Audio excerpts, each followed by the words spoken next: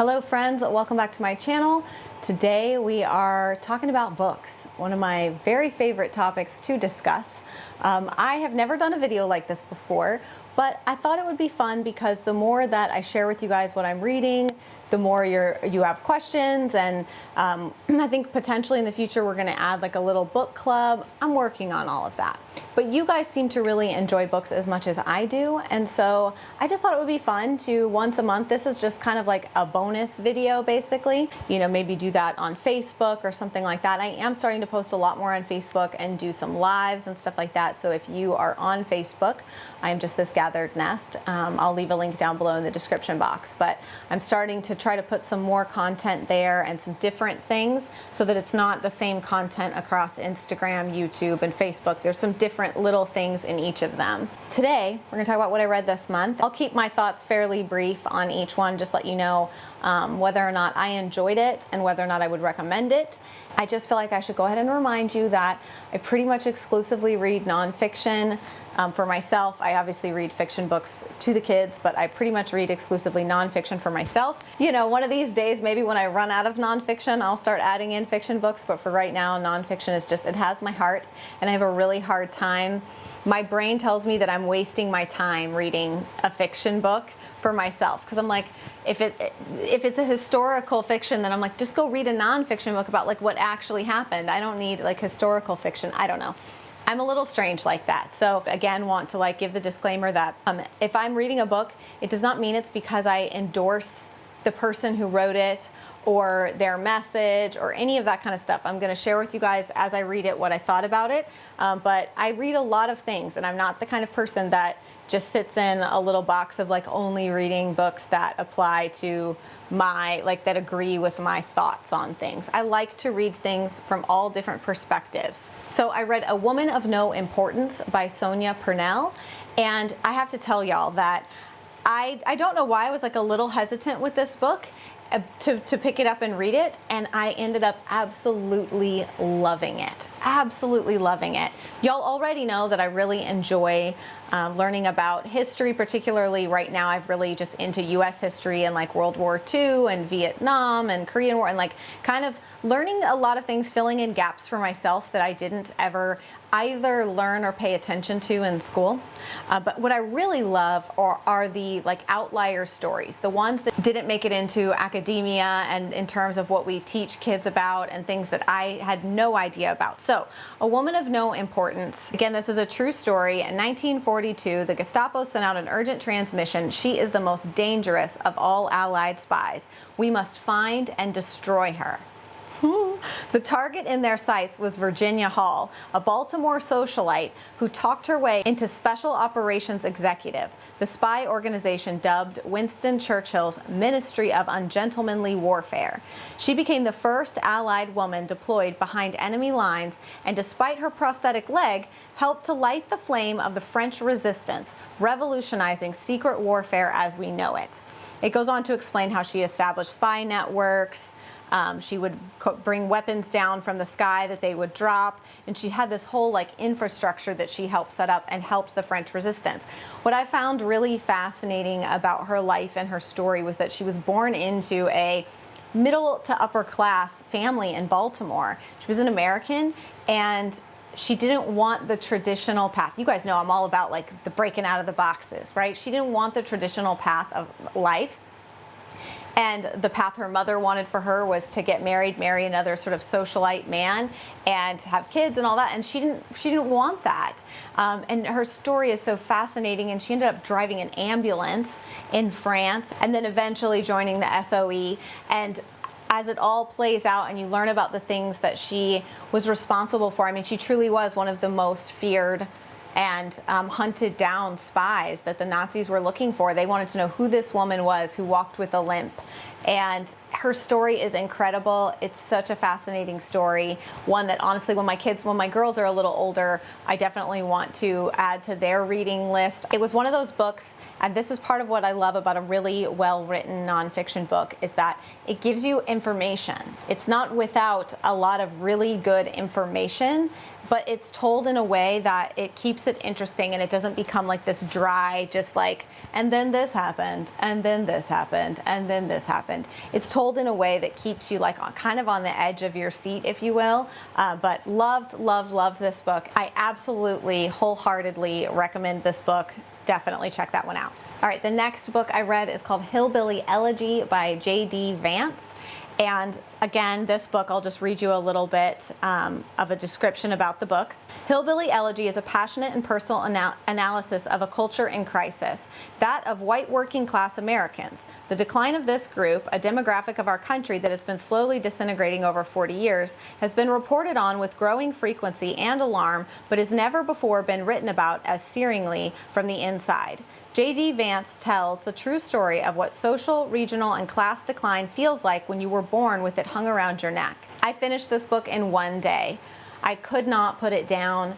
I found it so fascinating. I feel like when we talk about poverty and when we talk about coming from struggle and difficult circumstances, one group of people that is rarely ever discussed are the people that are born into this incredibly poverty-stricken area in the Appalachia region. The culture there is so different than anywhere else in the United States. They single-handedly are responsible for so much of our culture in terms of like folk songs and poetry and certain things. It's really fascinating to understand the roots of that stuff. It's just an area of American poverty that isn't often looked at and isn't even recognized that it is still such a problem today. We kind of tend to ignore it, but it is still very prevalent, and it's very sad. And to understand sort of the roots of it and what caused it and all of that, I think he does a really good job of telling his story and his family's story in a way that is very honest and true. And there's a lot of it that I was just utterly shocked by. But the way he explains the culture of that life was just so fascinating to me. And it definitely, like, as he was going on explaining it, like, it made a lot of sense, and there was a lot of things that I could kind of piece together. So I just thought that this was an incredible book. I did hear that this book is being made into a movie, and I believe that they've already cast the characters and done the first like filming of it. I will definitely be going to see that movie. So this is another one, Hillbilly Elegy. I definitely recommend. Yeah, I'll just read this last little paragraph because I think it describes it really well. A deeply moving memoir with its share of humor and vividly colorful figures, Hillbilly Elegy is the story of how upward mobility really feels, and it is an urgent and troubling meditation on the loss of the American dream for a large segment of this country. So I thought this book was wonderful. I would highly recommend it. It was very interesting. Read it all in one day. Definitely recommend. Okay, so the next book, again, this is in no order, is How to Raise a Wild Child by Scott Sampson. Again, here's just a quick summary. American children today spend 90% less time playing outdoors than their parents did. Instead, they spend an average of 7 hours a day interacting with a screen. Scott Sampson asserts that not only does exposure to nature help relieve stress, depression, and attention deficits, but it also reduces bullying and helps boost academic scores. Even more important are the long-term benefits linked to cognitive, emotional, and moral development. So this book, for me, switches between interesting storytelling, using his own story and the story of others as well to get his point across, and sometimes somewhat dry, fact-driven, just really wanting to be informative. There are definitely things in this book that I didn't agree with. There were certain ways that he presented things that I didn't entirely agree with. But there was also a lot of really fascinating things in here. Again, a lot of this is stuff that I kind of already knew as we've gone through homeschooling and as we've done more research about like child development stuff just within our own family and understanding our kids. And we've talked about this before on our podcast, like understanding the importance of play and getting outside and into nature and stuff. I already in my mind knew that that was important, so I didn't really need the book to convince me. I just think that more than anything, the book helped to solidify like the actual reasons, to give stats and information and the actual reasons. Does that make sense? The actual like stats and information to support this thing that I've known, this idea of getting children outside and less screen time and all of that, that I've always known that that was the right thing, but I didn't always have all the information to back it up. And so this book gives you all of that information. So it's not an entertaining read, I guess is the best that I can say. It's not an entertaining read, but it is very informative, and it's one of the books that I got other books that I wanted to read. He mentions other books, and that's what made me buy like What the Robin Knows, and talks about having a sit spot in nature. There's a lot of really good stuff in here. Like I said, I don't agree with everything, and he definitely kind of goes off on some tangents and into some areas that I was like, okay, like we need to reel this back in a little bit. But overall, lots of good information in there. So I would recommend it if you know that you would definitely be interested in something like that. Either you are very curious about understanding the connection, or you do, but you want to have more to back up your theory and your hypothesis about why kids need to be in nature more. That book will definitely satiate that for you if that's what you need. So, okay, so the next book is Half the Sky. This is by Nicholas Kristof and Cheryl Wooden. I hope I'm saying her last name correctly. It was written by 2 Pulitzer Prize winners, and they expose the most pervasive human rights violation of our era, the oppression of women in the developing world, and tell us what we can do about it. An old Chinese proverb says, "Women hold up half the sky." Then why do the women of Africa and Asia persistently suffer human rights abuses? Continuing their focus on humanitarian issues, these journalists take us to Africa and Asia, where many women live in profoundly dire circumstances, and some succeed against all odds. So this book I absolutely loved. I felt like they did a really good job of telling the truth, with acknowledging that part of the reason the truth gets buried about these topics is because of political agendas. And so really kind of throwing all of that away, which I just love. Pushing that aside. I don't care what your political agenda is. Let's get down to like the truth of the matter, the heart of the matter, and where the issues really stem from. To me, this book was so well written, such a good job of telling individual stories. It was gut-wrenching at times. There were times that I had to stop reading it and put it and come back later, because the stories they were telling like made me physically ill, like made me feel physically ill. So if you are an incredibly empathetic person, this might be a very tough read for you, but I don't think that should stop you from reading it. This is my this book, just the human rights violations against women and the things that are needed to fix those. I just loved they didn't just say, here's all the problems, here's all the people that are responsible for it, here's everybody's fault. No, they came in and talked about real, tangible ways to correct some of these things, to help in these areas and to make a difference. And it wasn't like fluffy stuff. It was boots on the ground. Here's what has worked. Here's how. And of course, that number one thing is education. So I don't want to not to say give away, but I don't want to go into their full explanation of everything. But the education for these women, and for not just the women, but the villages, the towns, doing some cultural education. It all matters and all makes a difference to ensure that these women do not have to suffer these absolutely horrendous human rights violations. I absolutely adored this book. I would recommend it 100% to anyone, man, woman. I don't recommend it for young people to read. I think it's too much.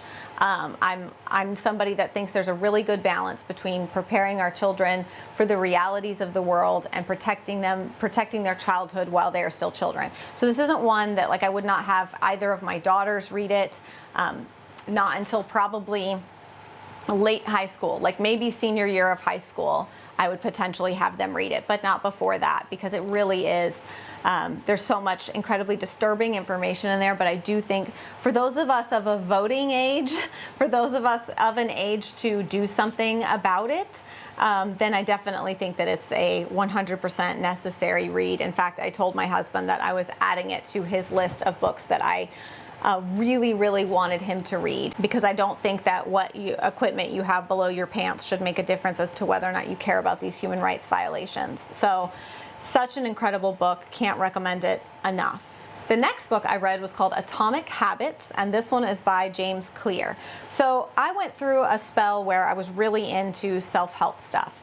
And then the self-help stuff got a little bit too ridiculous for me. I don't know, maybe that's not the right word. Because I am somebody who very much believes in working hard and in hard work, that's just something that my parents, and specifically my dad, instilled in me from a very young age. My parents at many times have worked 3 or 4 jobs. They've literally done everything that they humanly could do to take care of us as we grew up and to better their circumstances and all of that. So I learned from a very young age the importance of hard work. And so, however, with that said, I also recognize that there is a lot more to success and all of that than just show up and work hard. Sometimes the self-help stuff just gets a little bit, it gets too self-focused, where the authors will often just encourage you to screw everybody in your life. You focus on you and what you want and what makes you happy. I'm not down for that message at all. So I just found that I really wasn't finding anything that was resonating with me in the self-help space. But I did see a lot of really positive reviews for this book, so I decided to give it a whirl. So it's called Atomic Habits: Tiny Changes, Remarkable Results. And it says, no matter your goals, Atomic Habits offers a proven framework for improving every day. James Clear, one of the world's leading experts on habit formation, reveals practical strategies that will teach you exactly how to form good habits, break bad ones, and master the tiny behaviors that lead to remarkable results. I thought this book was incredibly well written. It was not just a rah, rah, rah cheerleader. There was tons and tons of information, and he even credits his research assistant in the book as well. Tons of very practical information, practical tools for how to do these things and why to do them, and how your brain patterns work, and why you have to change those brain patterns, how you can and what you can't. So, and how to make them work, how to work with them instead of just like pushing against them. Because I do think that there's so much that gets left out of the self-help space in terms of how our brains work, how they process things. He even goes into talking a little bit about addiction and stuff like that. So I just loved this book. Seemed very well sort of planned out to make it make sense and build on each other.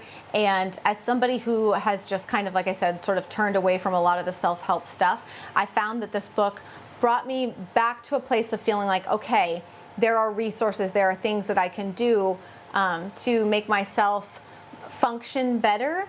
And it's funny because some of the things that he mentions were things that like I was already doing and I didn't even realize. And as I love it how he talks about, like, you know, building up on previous habits. If you're already doing something like making your bed and you want to make a new habit, add that new habit to one you're already doing. So it's a lot more realistic, I think, than a lot of self-help stuff that I've read. So I would definitely recommend it, even if you're not super into like self-help. I think there's so much, again, that's very practical and useful in that to take away. So Atomic Habits is definitely one that I would recommend. Okay, the next is called Balanced and Barefoot. This is by Angela Hanscom. I hope that I said her name correctly. This one, today's kids have adopted sedentary lifestyles filled with television, video games, and computer screens, but more and more studies show that children need rough and tumble outdoor play in order to develop their sensory, motor, and executive functions. Disturbingly, a lack of movement has been shown to lead to a number of health and cognitive difficulties, such as attention deficit, ADHD, emotion regulation and sensory processing issues, and aggressiveness at school recess break. So how can you ensure your child is fully engaging their body, mind, and all of their senses?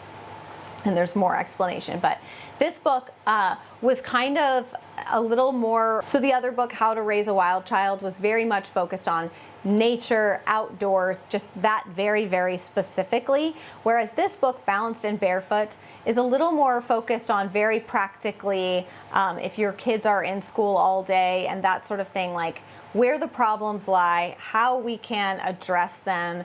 And I thought this book was, again, a slightly drier read. I'm not gonna lie, it's definitely a little bit dry, but if you're into the topic, right, if you want to understand more about that, and I do really love that she really goes in and talks about everything from like babies, and even I have 8 children, but I got ideas from her about stuff with the babies and toddlers, about ways to get them outside, because I will admit that even though I'm very kind of free-rangey and a lot of things with my kids, I am definitely still like, oh, don't put that in your mouth, like don't touch that. Like I still am like, oh, that's dirty. That's, you know, she just did a really good job of explaining like how babies learn, things I knew, but I think in some ways I had put aside, and other things that I didn't know at all, that I'd never heard before, that was all new information for me. So it's like, to me, this book was like, it had a slow start. Maybe that's the best way I can put it. It kind of had a slow start.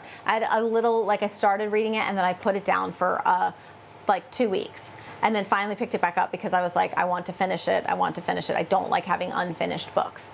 So I was like, I want to finish it. But once I picked it back up and it got moving again, then I finished it all in 1 or 2 days because it brought me in. So it was just a slow start, I think, with that one. So if you are in, again, that like childhood, like homeschooling or not homeschooling, that doesn't really matter. If you have young kids, middle school age kids, if you have kids, okay, if you have children, I think for any parent, really, there's a lot of really great information in here and things that will make you think about how you do things with your kids, why you do them. And it's one of those that I almost wish I could pluck out the chapter about like babies and toddlers and have every doctor's office hand it out to new moms, because I think that the way that society is shifting in terms of how we are with babies and toddlers is really detrimental long term. And I get it, like we don't want them to get stung by bees and we don't want them to get sick and all of that kind of stuff, but in our effort to protect them, we are in many cases overprotecting them, setting them up for a lot of things later that are very problematic. So I thought it was a good read. I definitely recommend if you are interested in that topic. It's not one I would say just anybody pick up and read. If you're interested in the topic, you will enjoy it if you can get through the dry beginnings. Okay, the next book that I read this month was called Chaos by Tom O'Neill and Dan Piepenbring, I think is how you say his name. This book is, I'll just read you a little bit of the description. A journalist's 20-year fascination with the Manson murders leads to shocking new revelations about the FBI's involvement in this riveting reassessment of an infamous case in American history. O'Neill's quest for truth led him from reclusive celebrities to seasoned spies, from San Francisco's Summer of Love to the shadowy sites of the CIA's mind control experiments, on a trail rife with shady cover-ups and suspicious coincidences. The product of 2 decades of reporting, hundreds of new interviews, and dozens of never-before-seen documents from the LAPD, the FBI, the CIA, Chaos mounts an argument that could be, according to the Los Angeles Deputy District Attorney Stephen Kay, strong enough to overturn the verdicts on the Manson murders. This is a book that overturns our understanding of a pivotal time in American history. You guys know that I'm really into like the CIA, the clandestine covert operations, the different things that have happened in our country that have been covered up and all of that. So I've read all of Annie Jacobsen's books, so I'm very well aware of how our government has been deceitful and has acknowledged that they've been deceitful.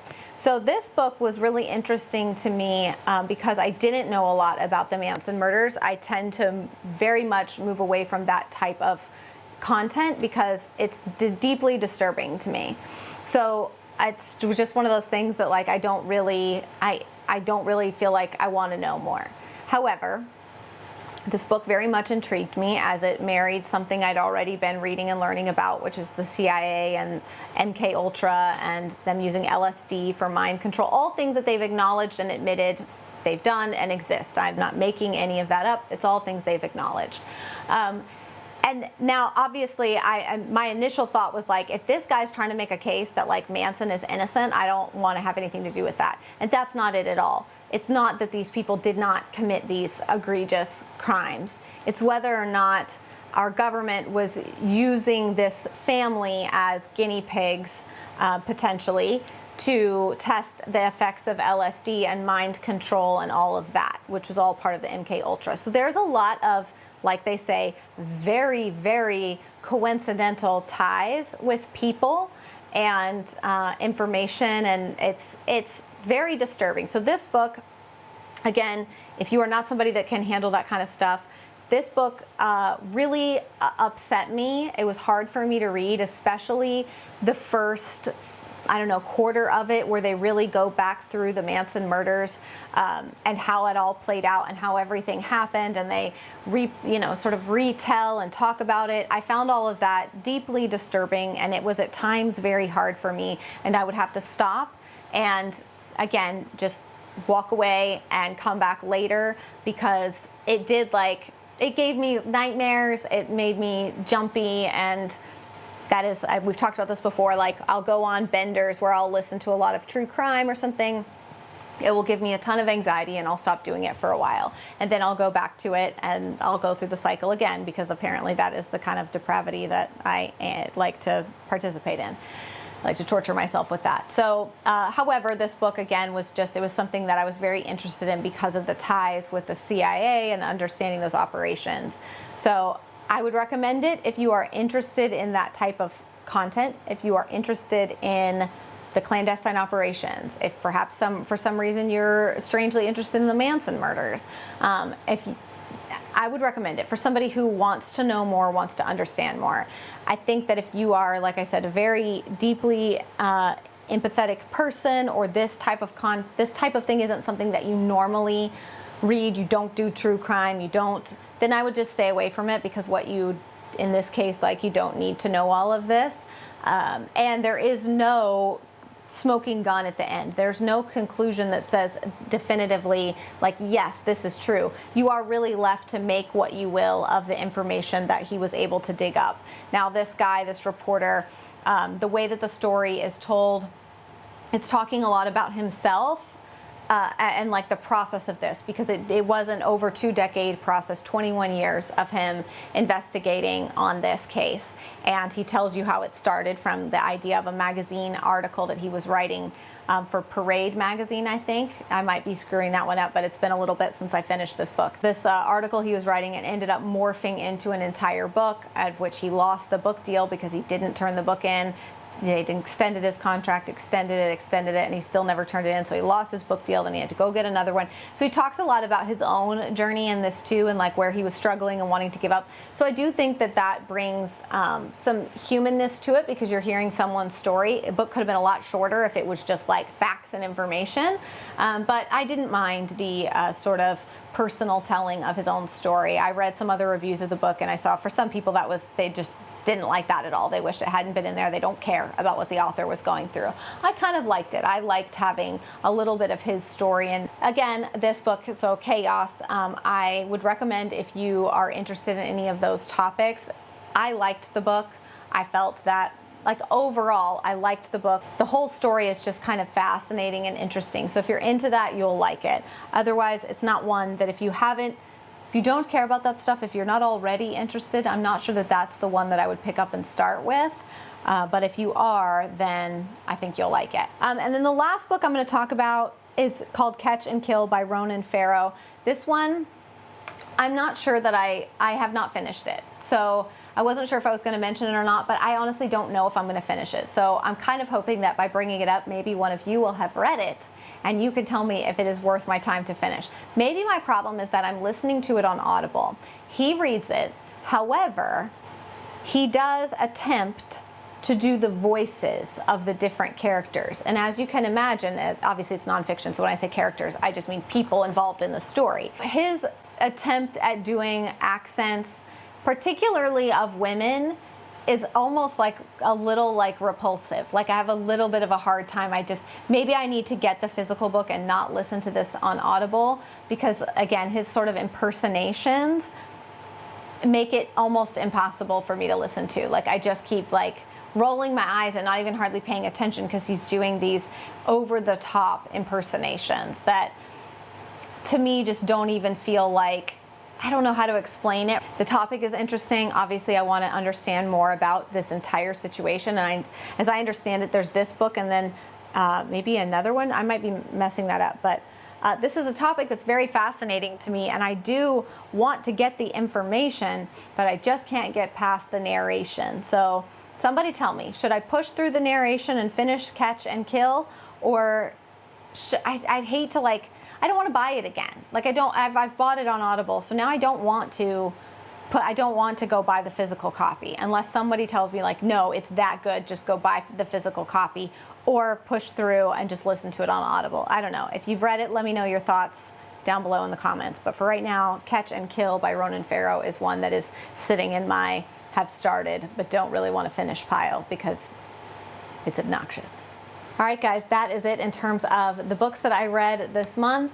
Hopefully you guys enjoyed this video. I love chatting about books. I absolutely love it. Please, please, please talk to me in the comments. Tell me what you've read this month. If you have any recommendations for books for me to read this coming, well, it's June now, but like in June, if you have any books that you recommend I read, especially as you understand the types of books I like, then I would love to read those and we can, you know, kind of chat about them. So I'd love to have like an open discussion in the comments. That is it for today's video. I hope that y'all enjoyed. I will leave all the books that I told you about down below in the description box so you can check them out.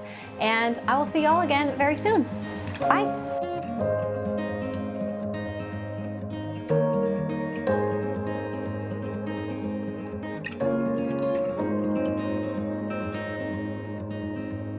One last ticket before it's gone.